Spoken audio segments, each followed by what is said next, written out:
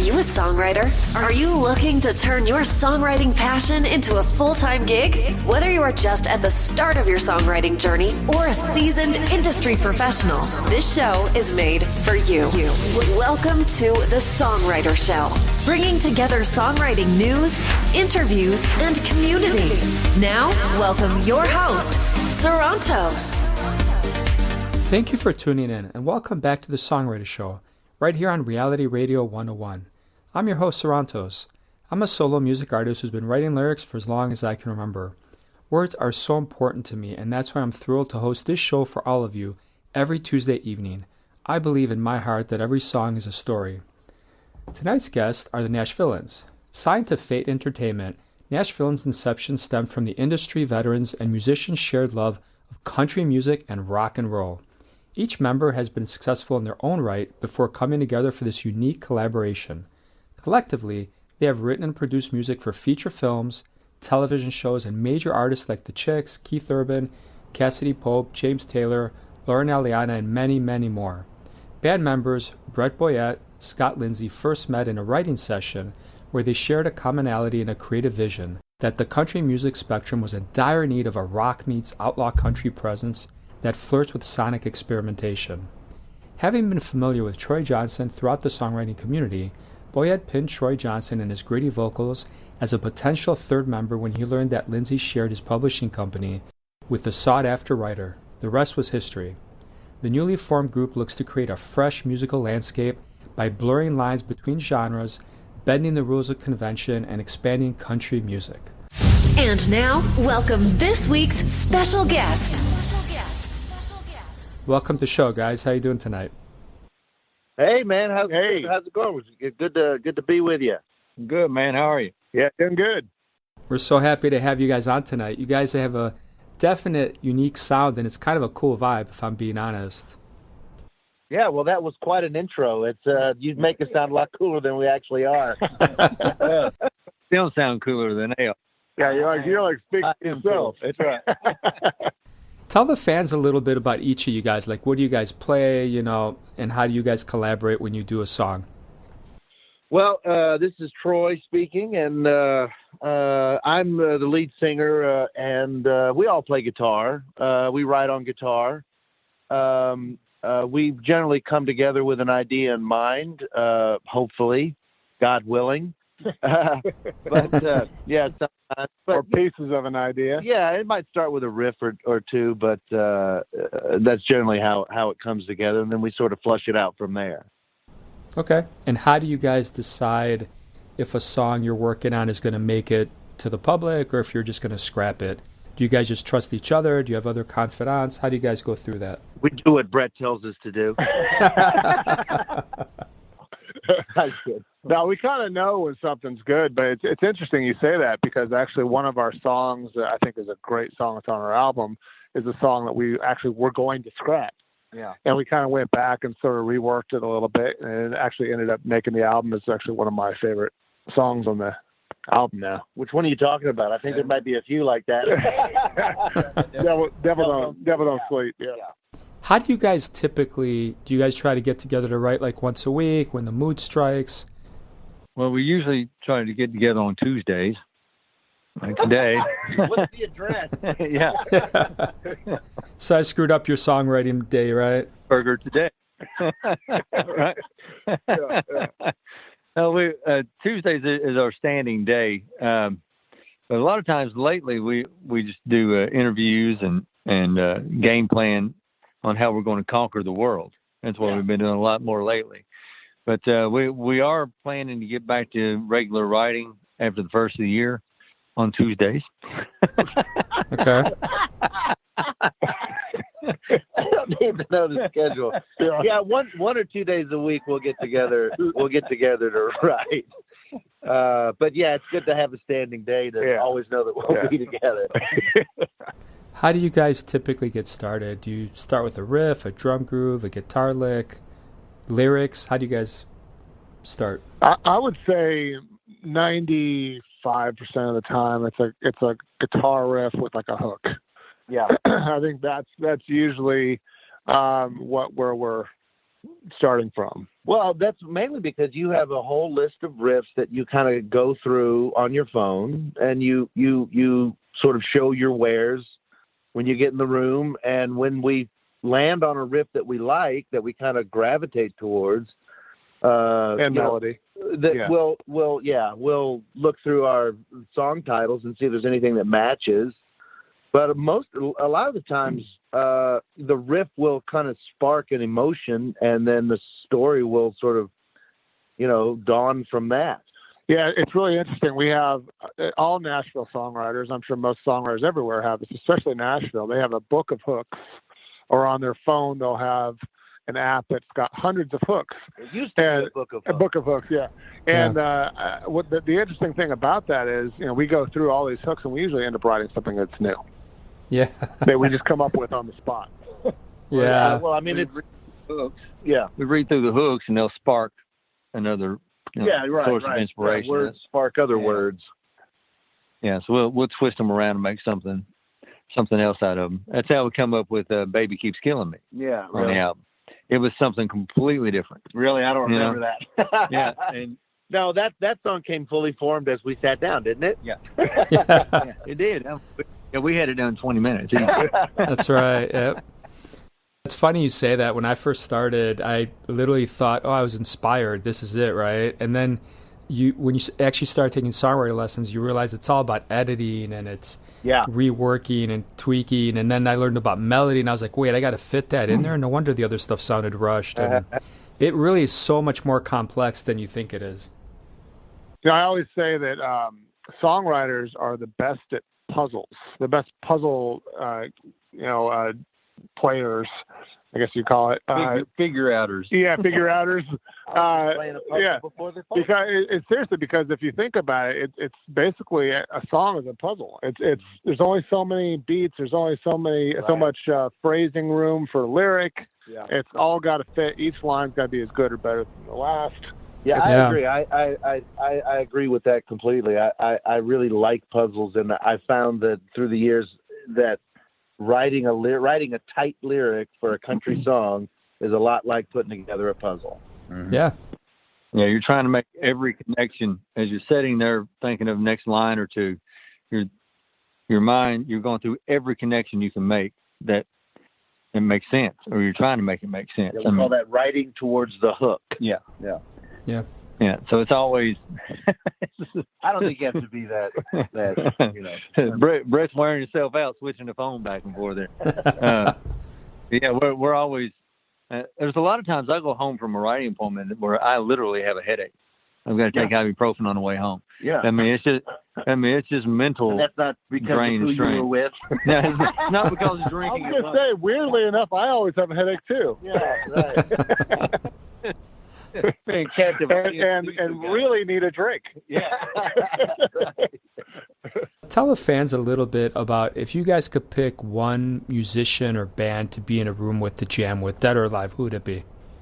Beatles. Yeah.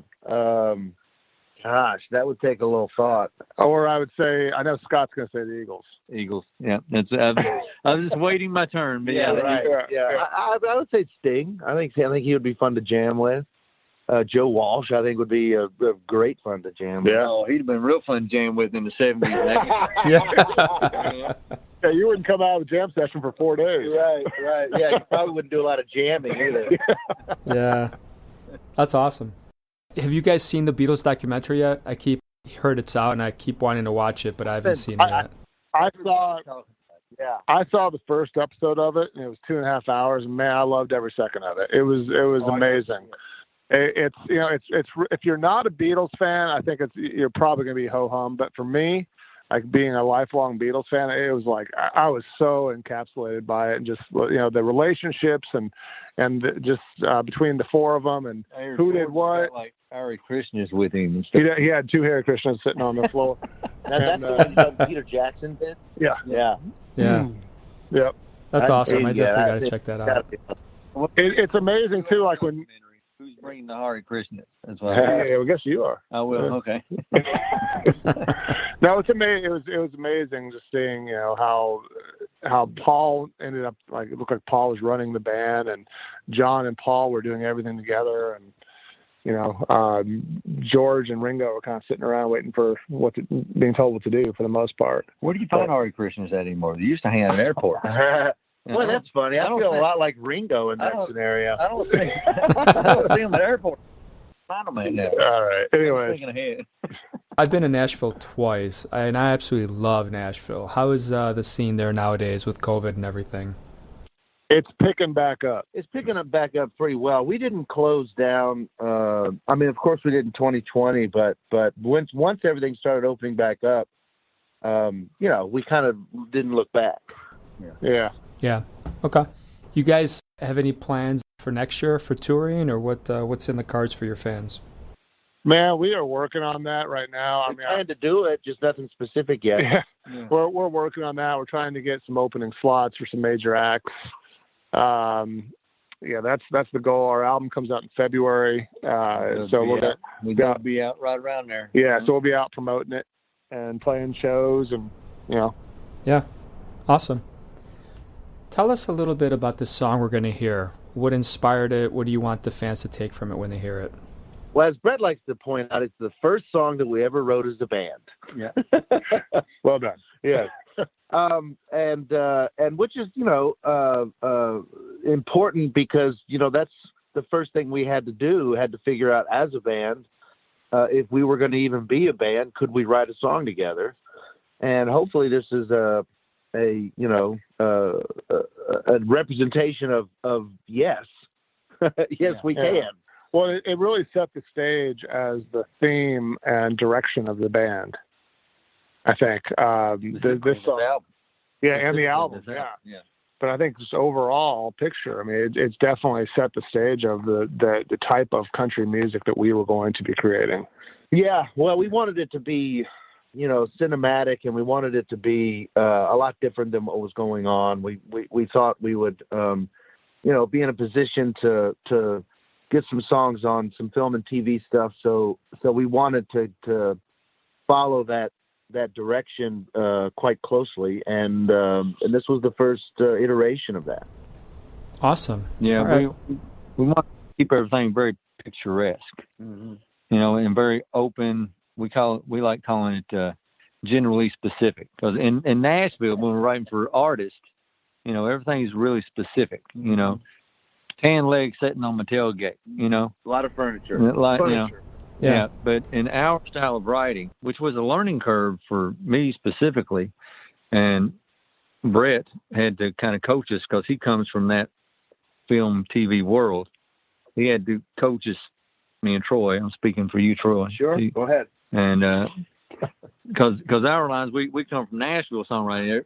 Our lines, when we first started this, our lines were very specific. So. Detailed. Detailed. And Brett would go, that's a good way. Brett would go, great line, but too specific. Yeah, well, one line, there's a song where we talked about, he had a gun and they took his gun, and it sounded great. It fit the song really well. And Brett was like, well, what if he didn't have a gun? I'm like, well, but he does. He's the character with the gun. He goes, yeah, but if they use it in a thing that he may not have a gun. Right. I'm like, well, okay, I guess. So anyway, so we changed that little line, and it worked out fine. But you always got to try to think about how you're going to market the song afterwards and get it placed. Right. That is the goal. You're making a product, right? It's that kind of specificity that we had to sort of, dial back. Right. Yeah, definitely different writing for TV and film. So, okay. Tell you what, guys, let's take a listen to it, and then we'll come back and talk, okay? Sounds good. All right, everybody, check this out.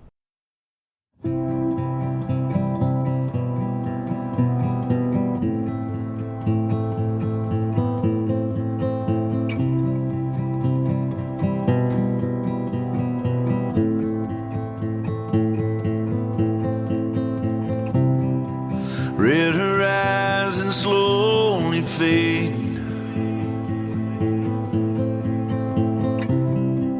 I can hear the desert scream. Sitting still, my heart is racing.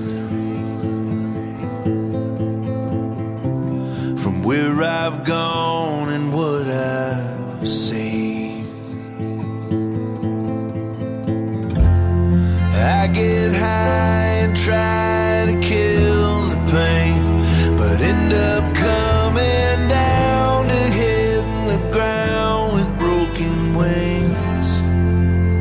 'Cause you ain't there to catch me.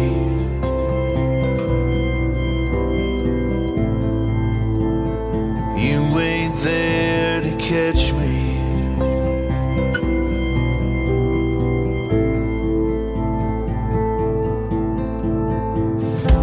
Sometimes I'll see her in the morning, the way the trees sway in the wind. It's almost like her ghost is calling, till she drifts away again.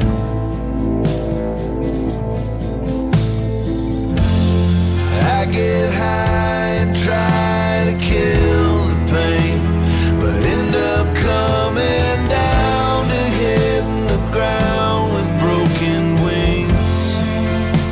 'Cause you ain't there to catch me.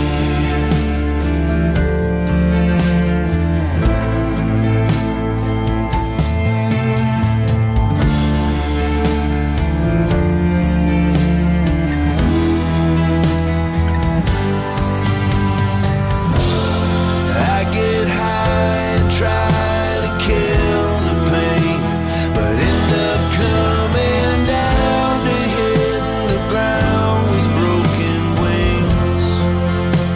'Cause you ain't there to catch me. You ain't there to catch me.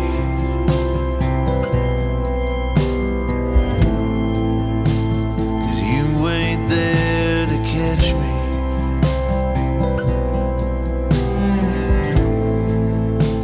'Cause you ain't there to catch me.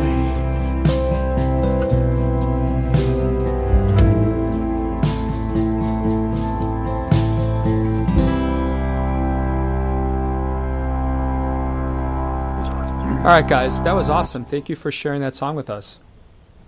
Sure. Yeah, thanks for playing it. Oh, you're welcome. Can you tell the fans where they can buy your stuff, stream it? Where can they hang out with you guys?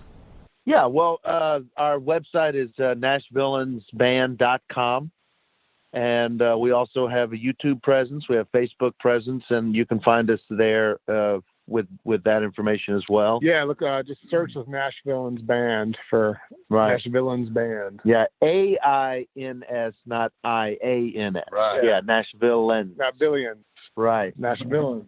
And, Spotify, iTunes, or Apple Music or whatever. We're on all the streaming services, so that's where you can get the music. But we got a lot of content on Facebook that you guys can check out, and YouTube. And they can follow us on Spotify as our listeners. And Yeah. And what Add are us they to the what are they playlist. going to do on YouTube?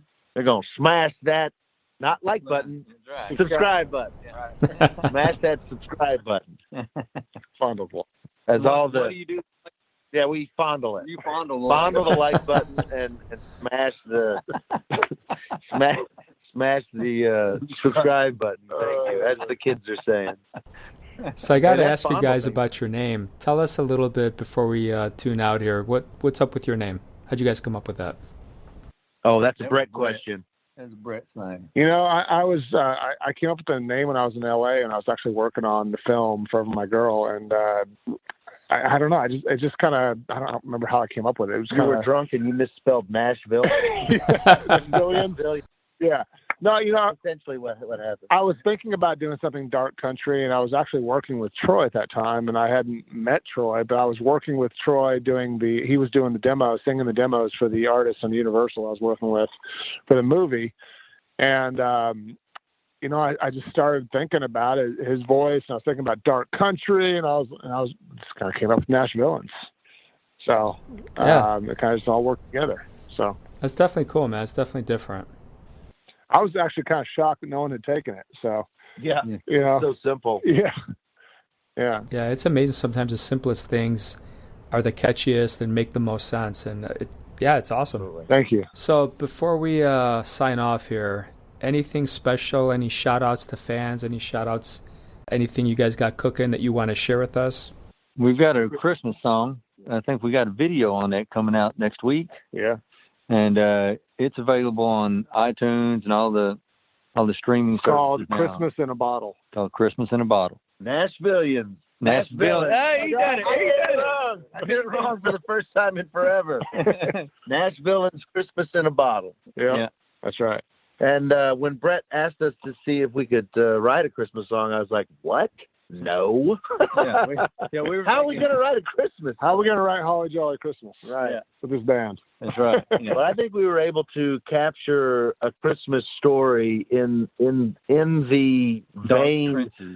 vein of what we do. I'm pretty proud of it. Well, we wanted to capture something that was emotional and about the holidays. And a lot of people deal with depression, with loss of family members and being alone and that kind of stuff in the holidays. And that's really what the song is about. We're really good at depressing people. Yeah, that's awesome. Misery loves company. That's our motto. Yeah. All right, guys. We were going to write one. Holly Jolly wasn't going to work, so that was the next choice. Yeah. Yeah. Well, I want to thank you guys so much for being on the show tonight. Obviously, I wish you guys nothing but the best. I think you guys will keep rocking for a long time. Thank you. Thanks. Appreciate it. Yeah, thanks for playing our music. Oh, you're welcome, man. To any listeners who may be artists, if you wish to be on the Songwriter Show, I invite you to please reach out. Thank you for listening. I hope everyone's unique story gets heard around the world.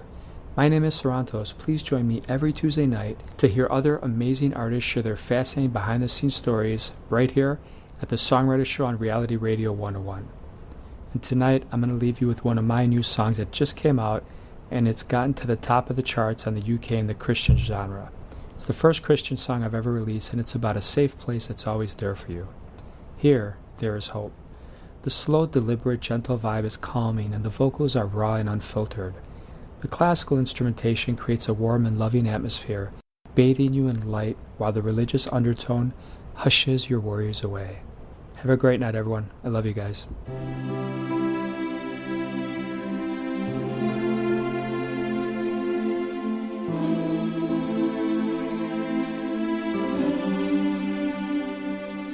I feel real as the air stirs, the scent of the incense, the flicker of my candle as the crowd grows bigger. It's the perfect picture. Going to church always calms my aches. My burdens fell 'cause I found my escape. Here, there is hope. Here, there is hope. Here, there is love. Here, I feel you, my Lord.